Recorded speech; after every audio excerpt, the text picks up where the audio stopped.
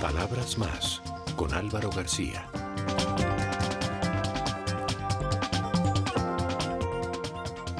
Doctora Paula Gaviria, directora para la Unidad para la Atención y Reparación Integral de las Víctimas en Colombia. Bienvenida a Palabras Más. Gracias, Álvaro. Muchas gracias por estar acá. No, es un placer tenerte acá para hablar de este tema que tiene que ver tanto con Colombia, con el momento que estamos viviendo.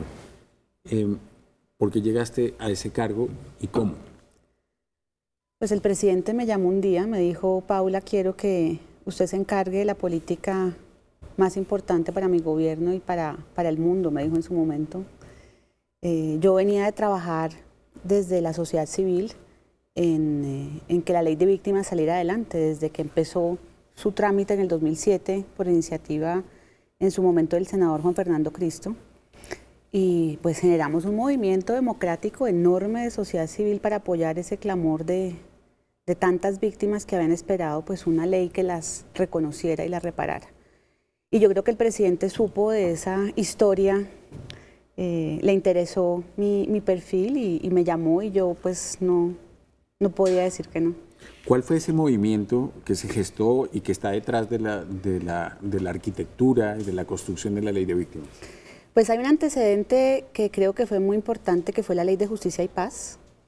Si bien en su momento tuvo pues planteó unas oportunidades y en sus enunciados hablaba de los derechos de las víctimas, generó mucho malestar entre organizaciones de víctimas, porque era una ley que lo que buscaba era darle la entrada a la legalidad a los paramilitares, pero no estaba en su esencia planteada como un reconocimiento al dolor y a los derechos que finalmente tienen las víctimas del conflicto. Entonces, lo que hicimos fue convocar a muchísimas víctimas del país, a muchísimas organizaciones de todos los sectores, de todas las corrientes, ideologías, etcétera, e hicimos audiencias con el Congreso de la República. Eso tuvo una primera etapa, que en el gobierno del expresidente Uribe se hundió la ley de víctimas finalmente y hubo una gran frustración, y el presidente Santos coge esa bandera de las víctimas y finalmente presenta él personalmente en octubre del 2010 la iniciativa de la ley de víctimas. Detrás de eso entonces se discute cuál sería como el mejor arreglo institucional, y se encuentra que una unidad para las víctimas, una entidad del orden nacional con capacidad administrativa, ejecutiva, sería como la entidad que podría coordinar la implementación de la ley, y me encuentro yo desde el 2012, desde enero del 2012, dirigiendo esta entidad. ¿Y esta entidad cómo está compuesta? Es decir, ¿qué alcances tiene? ¿Cómo se soporta institucionalmente en el marco del Estado colombiano? ¿Con qué recursos cuenta? Sí, pues es una unidad administrativa especial, está adscrita a un departamento administrativo que es el Departamento para la Prosperidad Social, y tiene una dependencia, digamos, política en el presidente de la República. El presidente quiso mantener la coordinación, digamos, política de la implementación de la ley a través de un comité ejecutivo que se reúne de manera periódica.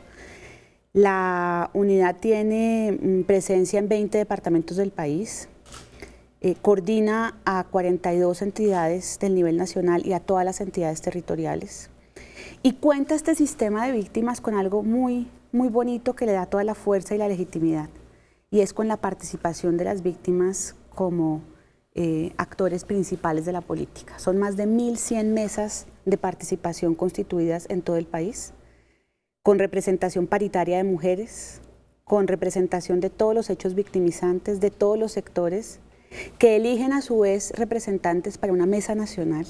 Esa mesa nacional hoy tiene representantes en cada una de las instancias de decisión de la política. Es decir, la política de víctimas hoy se implementa con las víctimas, y eso la hace pues profundamente interesante, dinámica, democrática y retadora también finalmente. Para construir este modelo, ¿se tuvieron en cuenta experiencias de otros países o es una construcción específicamente colombiana en función de la fenomenología de nuestra violencia?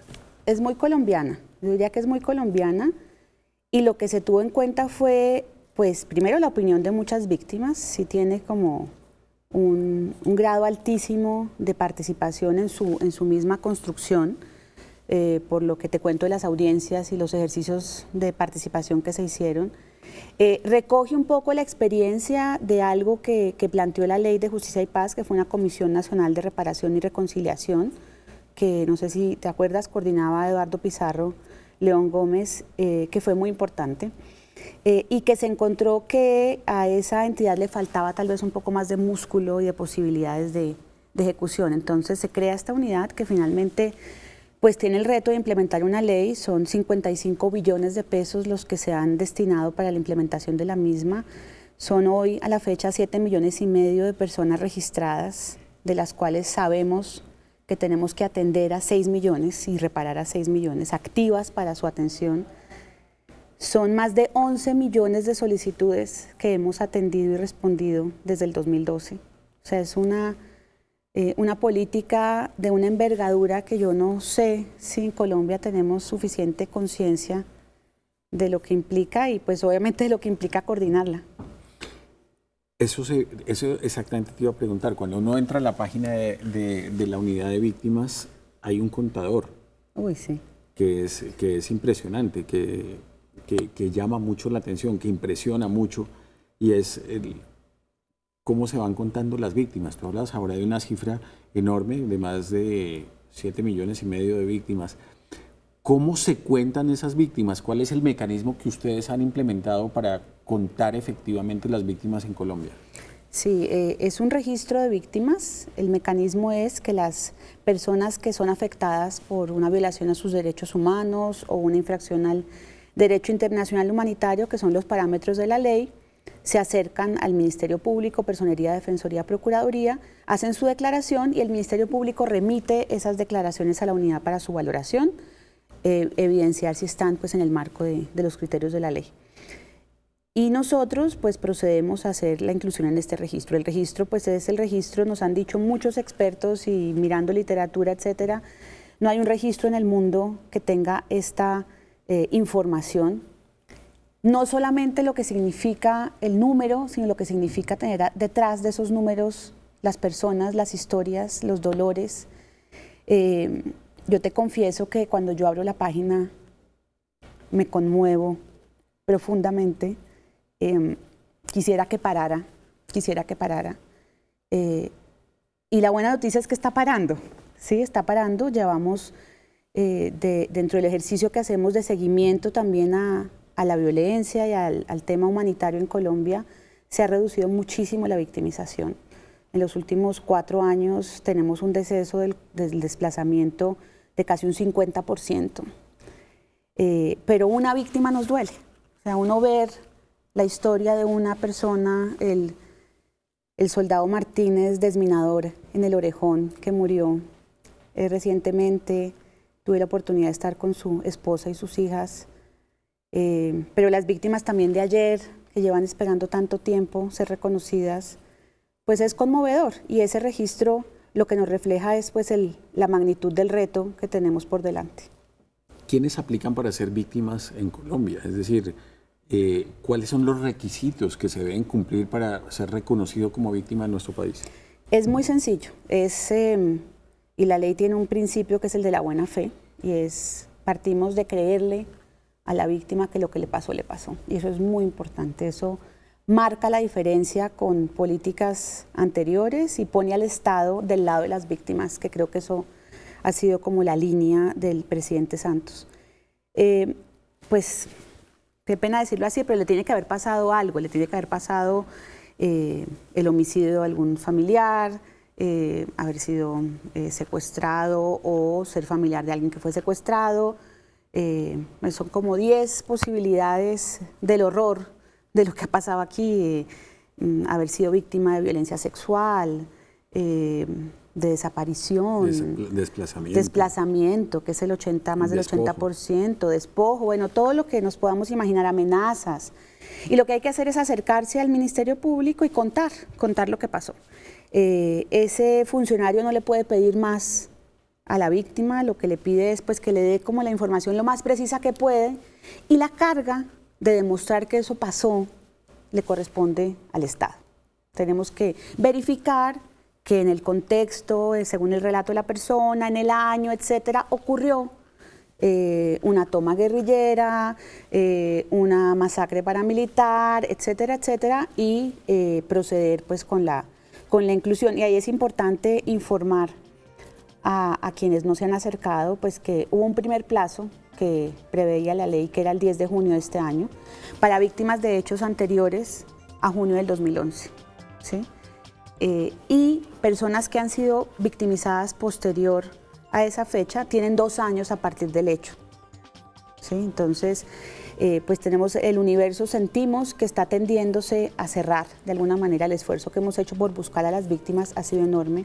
El subregistro creemos que tiende a terminarse, por lo menos frente a los delitos en general. Sabemos que delitos como la violencia sexual, el reclutamiento de niños sigue siendo... Son más difíciles de... Son más difíciles. A las víctimas de violencia sexual les cuesta mucho trabajo confiar, perder un poco la vergüenza que a veces genera ese tipo de delitos, pero creemos que nos estamos acercando pues a superar. Y lo otro importante es que tenemos una información hoy que no tiene, creo que ningún país del mundo sobre esas víctimas.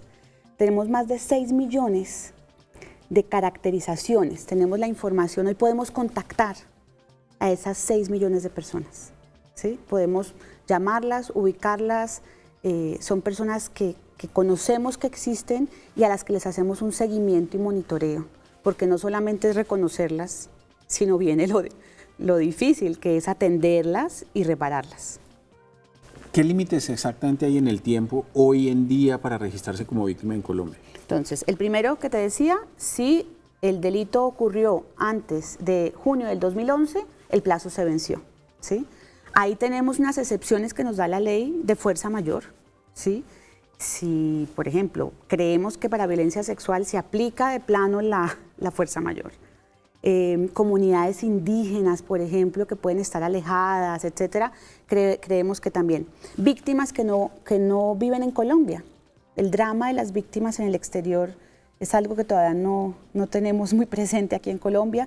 Para ellas ampliamos el plazo 2 años más. Empezamos un poco tarde ese procedimiento por todos los trámites que implica con consulados, con gobiernos, etcétera.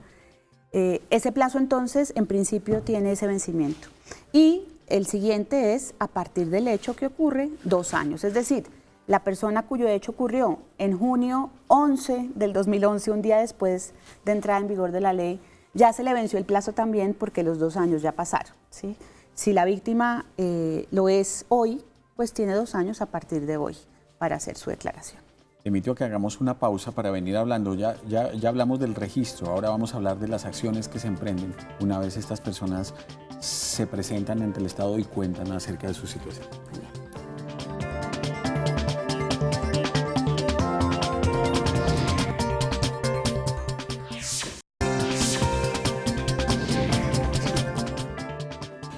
Doctora Paula, ¿cuáles son las primeras acciones que se despliegan una vez la persona se registra como víctima en Colombia?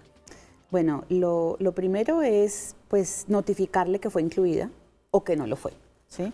Bueno, esta notificación ocurre después de esa constatación de la que hablábamos hace un momento. Claro. Es decir, ellos dan la información, el Estado constata y dice aplica o no aplica. Exacto. Si aplica, entra al contador del que hablamos y ahí empieza la atención. La atención. Sí. Las primeras acciones de esa atención, ¿cuáles son? Bueno, son hacerle a la víctima, y eso es algo que empezamos hace 2 años, algo muy importante, y es un plan de asistencia, atención y reparación. Nos interesa sentarnos con la persona y construir con ella su ruta. ¿Qué derechos tiene? ¿Qué derechos le faltan? ¿Ya tiene salud, educación? ¿Cómo está su núcleo familiar? ¿Tiene algún ingreso? ¿Tiene vivienda? ¿Le falta vivienda? ¿Cómo está en esos primeros derechos básicos esenciales para la supervivencia?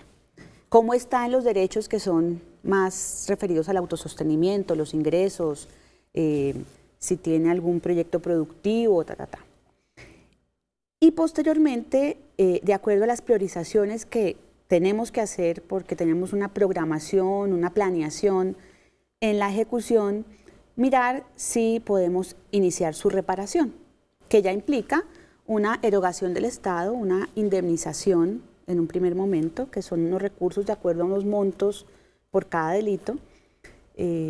Programamos con esa persona esa indemnización, hacemos un acompañamiento, le preguntamos a esa persona qué quiere hacer con esos recursos, si cree que el gobierno puede ayudarle en algo para que esos recursos le generen el mayor beneficio en su proyecto de vida, si quiere que con eso inicie un proyecto productivo, si quiere educación superior, etcétera, etcétera.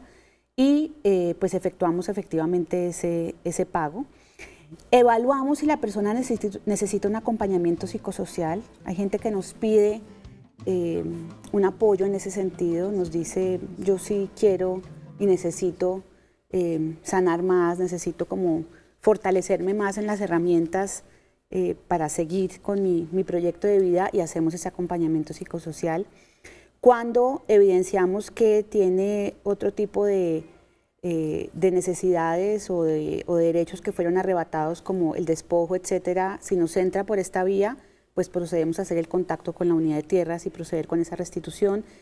Si la persona y el hogar es un hogar desplazado y tiene voluntad de retornar o tiene interés en reubicarse, pues procedemos también con iniciar ese plan de retorno y reubicación.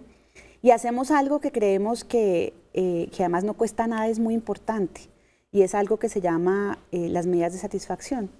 Cuando ya procedemos a entregar la indemnización, lo hacemos mediante una carta en donde el Estado le dice a la víctima que lamenta mucho lo que le pasó nunca le debe haber ocurrido, y que cuenta con el Estado y que se tome de la mano del Estado para proceder y caminar juntos en el desarrollo de su proyecto de vida. Creo que eso es muy importante en cuanto a enfoque y filosofía, esa concepción desde el Estado de que la víctima tiene autonomía, es ciudadana, no es un Estado que se acerca y entrega, es un proceso que se construye entre el Estado y la persona que ha sufrido los impactos del conflicto. ¿Cuántas personas han sido reparadas integralmente? Llevamos 507.000, Álvaro, de un universo que sabemos que es enorme, son más de 5 millones que hoy sabemos que tienen derecho a ser reparadas. Ahí vale la pena hacer una diferenciación. Es diferente la reparación que debemos dar a las víctimas de desplazamiento que la que debemos dar a las de otros hechos. El cálculo que tenemos es que son casi 1 millón de personas las víctimas de otros hechos. De esas llevamos casi 400.000 indemnizadas. Nos faltan 600.000. Y de víctimas de desplazamiento, la indemnización se hace por hogar. Entonces, estamos hablando que de los casi 6 millones de víctimas de desplazamiento podría ser equivalente a 1.300.000 hogares. La indemnización a desplazados la empezamos el año pasado, ya llevamos más de 80.000 personas que hemos indemnizado que tienen este delito. Y bueno, el reto es enorme porque el universo es grandísimo. Lo que tratamos de hacer es, con este plan de asistencia, atención y reparación, también ir mirando qué medidas podemos ir entregando que no sean solamente las económicas. Creo que tenemos una tradición, lo percibimos muchísimo en las víctimas, de que lo que realmente repara es el pago de un recurso. Y hemos encontrado que en algunas víctimas, me atrevo a decir, las de violencia sexual, por ejemplo, mujeres y hombres, muchos dicen, necesito es que me apoyen a fortalecerme en mi dolor, a salir de esta pena un poco que tengo, necesito más apoyo en rehabilitación. Entonces, tratamos de compensar un poco esa integralidad, adelantando otras medidas que no son solamente las económicas. Hablando de ese tema, has hecho referencia varias veces al tema de la violencia sexual. ¿Qué complejidades tiene este delito a la hora de abordar un proceso de reparación? ¿Cómo se está haciendo? ¿Cómo se llega a, digamos, a entender la magnitud de lo que hay detrás de eso dentro de la fenomenología de la violencia en Colombia? ¿Qué fue lo que pasó ahí? Sí, pues lo primero es que es un delito invisibilizado, es un delito que no solamente le genera a quien lo padeció vergüenza, quiere seguir en la clandestinidad de alguna manera. Muchas mujeres hemos conocido que llevan una vida familiar sin contarle a su pareja ni a su familia que fueron víctimas de violencia sexual. Imagínate el dolor, cómo lloran por dentro, cómo llorarán por las noches cuando nadie las ve. Y lo que estamos buscando es que esto salga, ¿no? Que esto salga, que la sociedad sepa qué pasó y que no estigmatice también, ¿no? Que los funcionarios públicos no generen revictimizaciones. Muchas víctimas nos han dicho, pues lo que tú sabes que se dice, pues si a usted le pasó eso fue porque algo hizo, quién sabe tenía cómo estaba vestida, etcétera. Bueno, eso es algo que tenemos que romper y que ha habido unos esfuerzos enormes desde la política, desde herramientas que ha proferido el presidente Santos. No sé si conoces, se destinó el día 25 de mayo como el día de reconocimiento y homenaje a las mujeres víctimas de violencia sexual, un poco liderado por toda la lucha de Ginette Bedoya. Pues este tema de la visibilidad es muy importante. Sí creemos que hay unos patrones y que hubo una utilización del cuerpo de la mujer, sobre todo, como arma de guerra. ¿De qué tamaño estamos hablando en términos de cifras de este tipo de violencia? Partimos de que sigue habiendo un subregistro, eso el Estado lo reconoce y busca todos los días elementos para superar este subregistro, pero la unidad de víctimas en su registro hoy tiene más de 10.000 personas que se identifican como víctimas de violencia sexual o delitos contra la integridad sexual. De esas 10.000, más de 10.000 personas, hemos ya reparado a más de 4.000 personas. El presidente nos dijo, esos delitos, esas víctimas son prioritarias y así lo hemos hecho. Ya estamos, creemos que en un corto tiempo vamos a llegar al 100% por lo menos del universo que conocemos.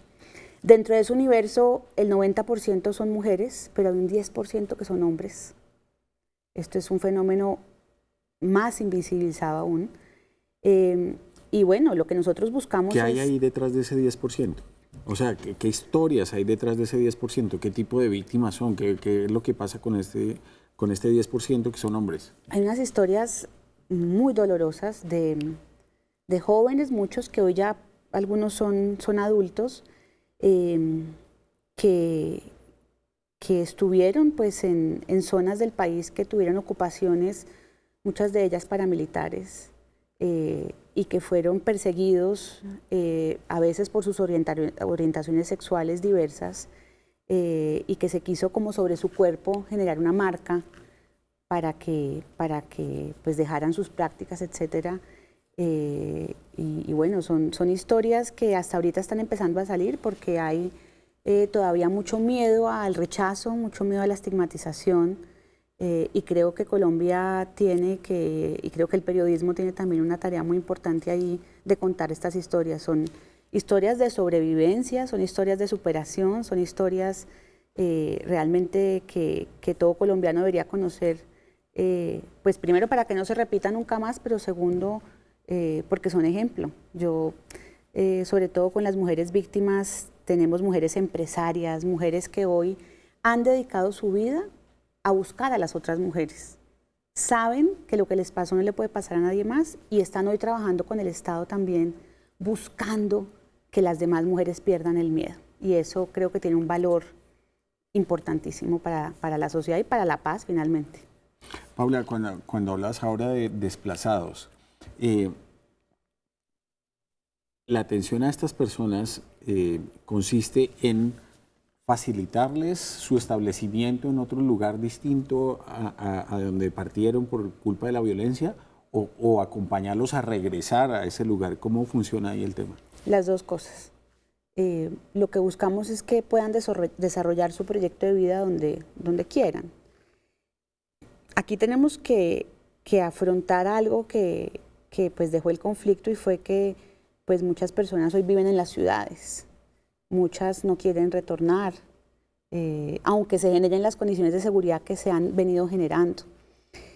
Muchas en encuestas que hemos hecho recientes nos dicen, yo ya retorné o me reubiqué, yo ya estoy donde quiero estar, ¿sí?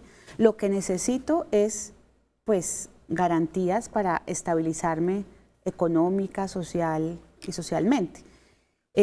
Frente a los desplazados hay una protección muy importante, un trabajo muy importante que ha venido haciendo históricamente la Corte Constitucional. Hay unos derechos que tenemos como Estado la obligación de proveer, y nosotros hemos diseñado y estamos en un trabajo muy importante de cambiar un poco la cultura frente a los desplazados. Durante mucho tiempo el Estado era un Estado benefactor, un Estado que entregaba unas ayudas, pero que no se preocupó mucho por garantizar que esas personas pudieran dar el salto hacia su ciudadanía plena y pudieran realmente ser autónomos con su vida, con su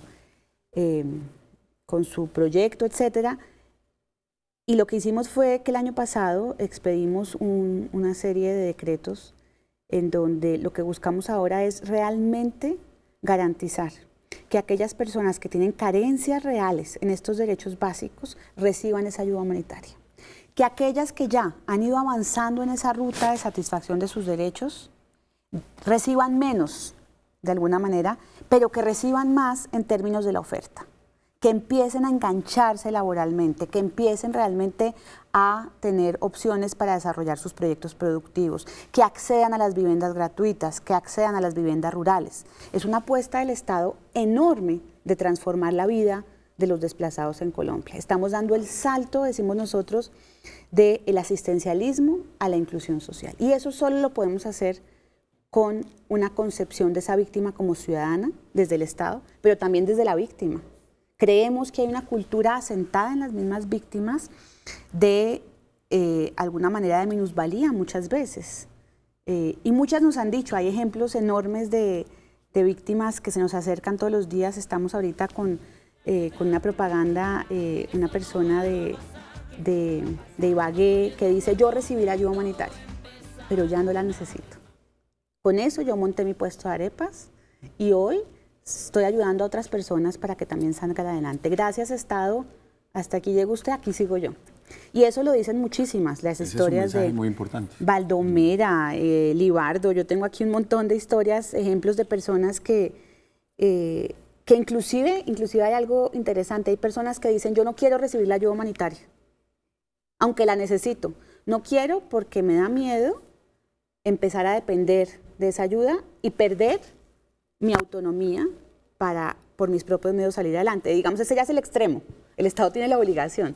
Pero nos parece muy importante, y las víctimas nos han enseñado a que sí es posible, y que el universo es tan grande, los recursos son escasos, necesitamos trabajar juntos. Trabajar las víctimas con el Estado para que salgamos adelante juntos finalmente. Paula, te invito a que hagamos otra pausa para venir a hablar entonces de las víctimas del proceso de paz. Bueno.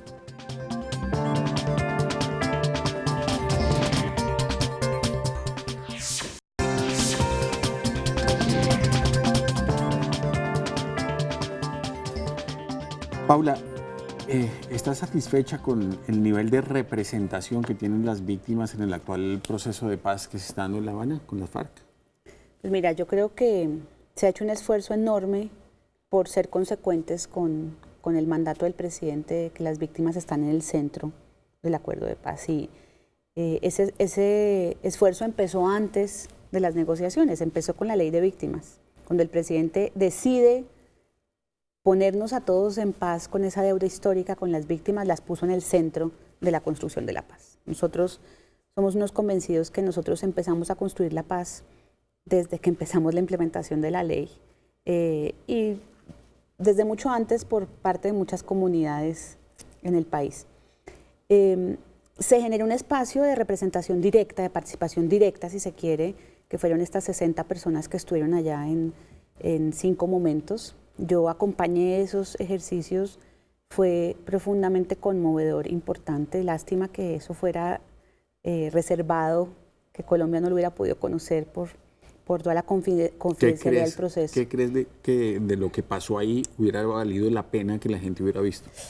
Uy, el valor de las víctimas. Es que muchas estaban sentados frente a sus victimarios. Muchas, el caso de Marta Morocho, víctima del Nogal, Marta perdió a su hijo Alejandro en el atentado y su otro hijo quedó durante mucho tiempo en una situación muy precaria, y ella fue allá y les dijo y nos dijo a todos finalmente que la paz era más importante que el rencor, que teníamos que tener conciencia de que esto no podía volverle a pasar a nadie, que teníamos que aprender de lo que nos pasó, que no importaba lo que pasó, sino para qué nos pasó, dice ella. Como ella, muchas y muchos desplazados, indígenas, afros, víctimas de violencia sexual, de desaparición forzada, con este drama tan doloroso que es la desaparición forzada. Muy importante ver la dignidad de esas víctimas, la fortaleza de esas víctimas, la capacidad de estar ahí, de proponer, de hacernos creer que hay esperanza a pesar de lo que les pasó. Yo creo que hubiera sido tan bonito que Colombia entera hubiera visto a estas 60 personas. Pero igual, pues las víctimas están en Colombia participando en todos los escenarios y todos los días contándonos sus historias, y somos nosotros los que tenemos que acercarnos a esta realidad. Pero creo que esa participación fue importante. Hicimos un ejercicio, evidenciamos que estuvieron representados todos los delitos. Estuvo representado el 80% de las regiones del país, es decir, el ejercicio fue un ejercicio juicioso para mostrar cómo esa diversidad de los impactos del conflicto. En su momento hubo una discusión por el tipo de representación de las víctimas allá. Mencionas ahora, digamos, algunas características de cómo se seleccionaron esas víctimas, pero hubo quejas de que algunos no fueron, por ejemplo, militares, policías o algún tipo de personas que hicieron parte de los grupos que pasaron mucho tiempo, años secuestrados ahí, combatientes. ¿Qué pasó con eso? Fue el general Mendieta, fue Alan Jara, fueron otras víctimas de secuestro. Yo tengo que decir, el relato del general Mendieta fue profundamente conmovedor. Realmente él dijo: ustedes a mí no me quitaron, me secuestraron, pero no me quitaron la dignidad ni las ganas de vivir. Fue muy duro, muy conmovedor, muy importante. Fue una víctima a la que le he cogido un cariño enorme, una víctima del Huila, Jimena Ochoa, víctima ganadera, que dijo: la reivindicación de la justicia social no es solamente de ustedes. Los ganaderos, los campesinos colombianos, hemos venido buscando la justicia social hace mucho tiempo, ¿no? Y esos mensajes son importantes. Es como un país que tal vez por el conflicto y por las balas no ha podido aflorar, y que está ahí, y que creo que se logró, que quienes sentían que no tenían pues una voz allá la tuvieron, y que creo que era muy importante que la tuvieran. En este momento, ¿qué está pasando con el tema de víctimas en La Habana?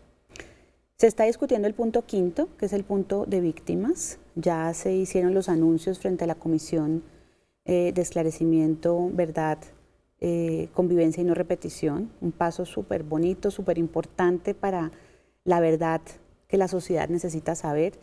Estamos discutiendo el punto de reparaciones, el punto de justicia, y pues la idea es tener un sistema integral de verdad, justicia, reparación y no repetición, que ponga nuevamente en el centro a las víctimas y que responda a ese decálogo que hace un año salió de la mesa sobre los principios básicos de reconocimiento a las víctimas, partir del reconocimiento de ellas como centrales, y del reconocimiento de que lo que pasó, pasó, y que cada una de las partes tendrá que pues asumir sus propias responsabilidades. Pablo, ¿a qué se puede esperar en términos de reparación por parte de las FARC a sus víctimas en Colombia?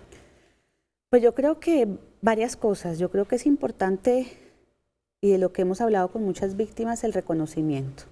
Esto sí pasó, nosotros sí causamos estos daños. Creo que eso tiene un poder simbólico importante. La gente necesita saber de quién le causó el daño, que eso pasó. Las víctimas nos piden mucha verdad, y allá en La Habana y en todos los lugares quieren saber por qué, porque a ellas, y creo que esos relatos se les pueden pedir a ellos, y creo que tienen que venir, y el espacio de la comisión es un espacio pues propicio para ello. Creo que las víctimas también quieren reparación, eso está claro. El Estado ha venido pues asumiendo ese propósito con la ley de víctimas de una manera pues que no tiene precedentes en la historia del país ni del mundo, pero también ellas piden que haya como actos en donde se identifique que quienes les causaron los daños están arrepentidos y quieren contribuir a sanar esas heridas. Creo que eso es algo que tenemos que esperar y que creo que podemos esperar y las víctimas pueden esperar. Paula, frente a las comunidades que han sido víctimas, ¿qué se está haciendo en cuanto a comunidades? Pues hemos encontrado que el conflicto no solamente afectó personas, familias, el conflicto afectó a comunidades enteras, pueblos enteros que tuvieron que desplazarse, que tuvieron que silenciarse, que tuvieron que dejar de practicar sus rituales, sus fiestas.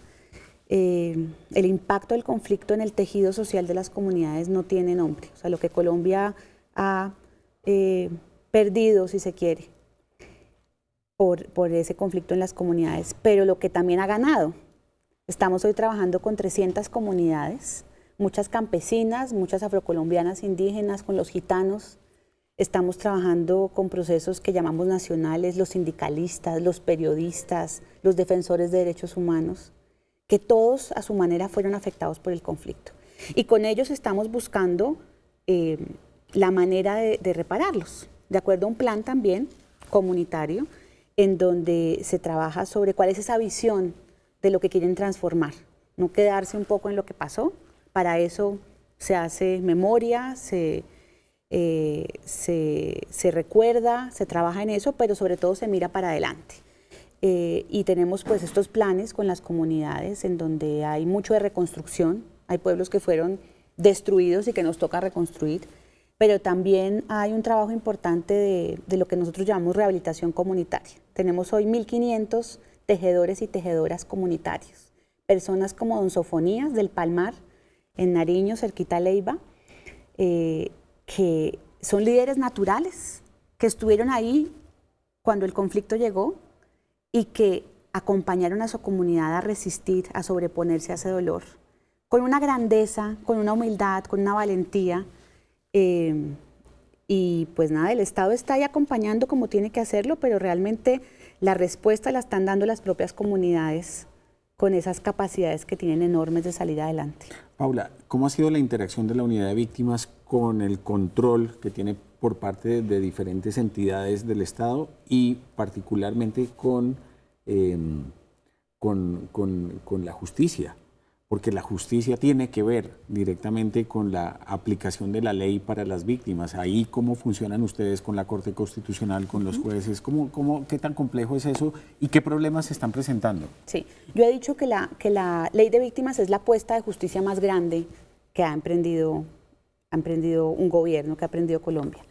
Pero hay muchas ironías, y es que si bien es la política pues que tiene más controles, tenemos el control de las mismas víctimas en más de 1000 mesas de participación, tenemos el Congreso que tiene un control político sobre la ley de víctimas, tenemos a la Defensoría, la Procuraduría y la Contraloría que se articulan para vigilar, tenemos a la Corte Constitucional que mantiene su competencia sobre este tema. ¿Y qué pasa? Lo que pasa es que pues esta es una política administrativa, la ley de víctimas, que decidió o entendió que era imposible por la vía judicial llegar a satisfacer los derechos de tantas víctimas del conflicto. Y el presidente toma la decisión de asumir un programa administrativo de reparaciones para generar una mayor igualdad, llegar a todas las víctimas del conflicto, no llegar a las que puedan avanzar en su proceso judicial, ¿sí?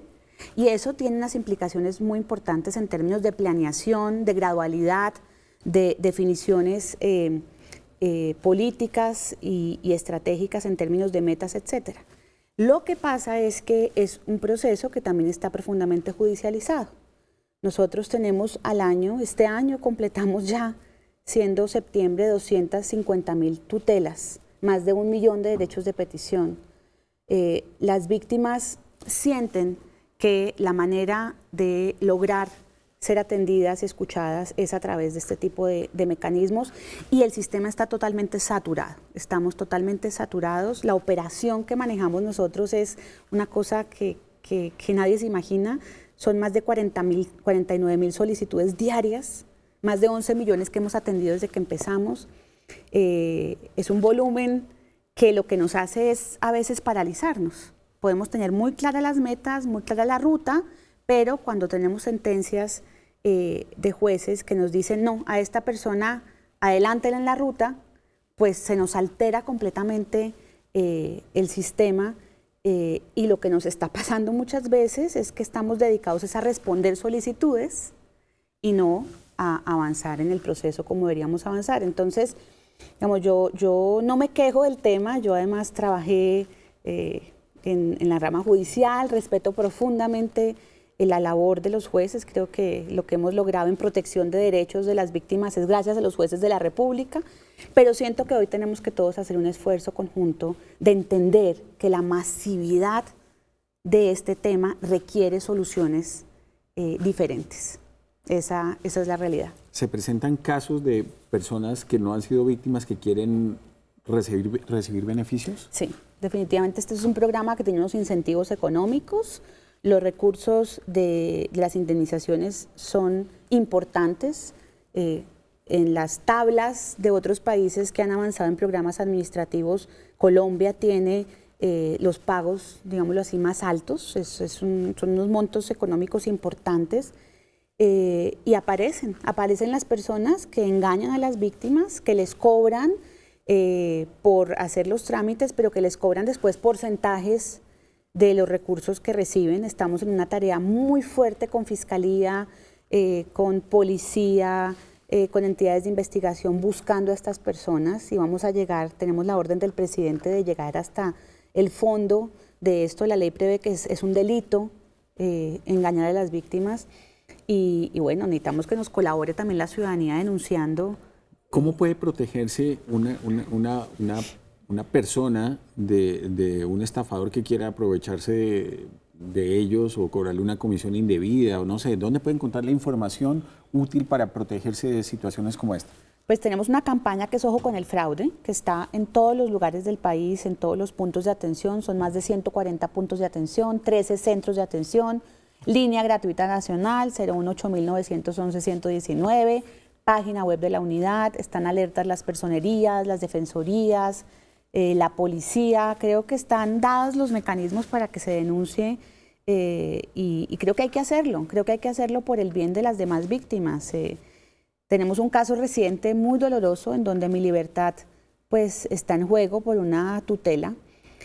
Entrevistamos a la persona que interpuso la tutela y la persona dice: yo fui engañada por un tramitador, una persona que opera desde una iglesia en un municipio de Bolívar, cobra a las víctimas por los trámites, pero además les dice que cuando les salga su indemnización les tiene que pagar el 40%. La persona la entrevistamos y está profundamente arrepentida, y pues estamos buscando que ese mensaje le llegue a muchas para que esto no siga pasando. ¿Pero ese caso están dando? O sea, ¿su libertad está en riesgo? ¿Sí? ¿Qué puede pasar? Pues me puedo ir a tener que pagar una orden de arresto. ¿Pero cuándo? Estamos esperando que el juez valore la información que le estamos dando de que ya cumplimos, a pesar de que no había los argumentos para cumplir, pero es una orden del juez y hay que acatarla.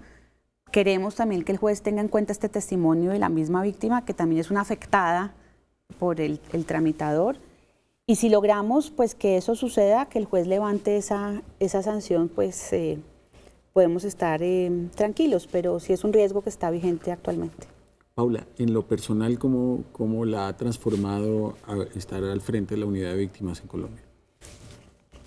Pues yo creo que me ha vuelto más humana, si se puede decir. También me ha fortalecido mucho. Siento que he aprendido a ver las cosas en perspectiva, a entender que hay gente que ha sufrido mucho y que lo que yo pueda hacer para aliviar ese sufrimiento no voy a dejar de hacerlo nunca. Yo estaba convencida antes, pero ahorita estoy más convencida. La fuerza que me ha dado los testimonios de tantas personas, pues, no sé, me reivindica que este es el camino y que deberíamos sumarnos muchos a esto. Nos sentimos a veces un poco solos, Álvaro. Es una tarea descomunal y creo que yo lo que quisiera es que muchos y muchas entendieran que esto tiene que ver con todos. Yo digo mucho que lo que le pasó a hasta 7,5 millones de personas nos pasó a todos como colombianos. Eso pasó. ¿Dónde estábamos cuando pasó esto? Yo veo las historias y digo, pero en ese momento que esta señora me está contando que esto le pasó, ¿yo dónde estaba? Sí, yo no vi esto, no vi. Y creo que estamos a tiempo. Yo creo que digo que tenemos como una segunda oportunidad sobre la tierra para salir adelante como país. Y yo ya, pues, soy una convencida que esto es lo que yo voy a seguir haciendo desde donde me encuentre, trabajar por las víctimas de Colombia y por la paz de Colombia. Paula, muchas gracias por haber aceptado esta invitación. Muy interesante haber conocido a fondo cómo se construyó, cómo funciona la unidad de víctimas en Colombia, cuáles son sus logros, cuáles son sus desafíos y lo que nos espera de aquí en adelante. Gracias, Álvaro. De verdad, muy importante para mí estar acá.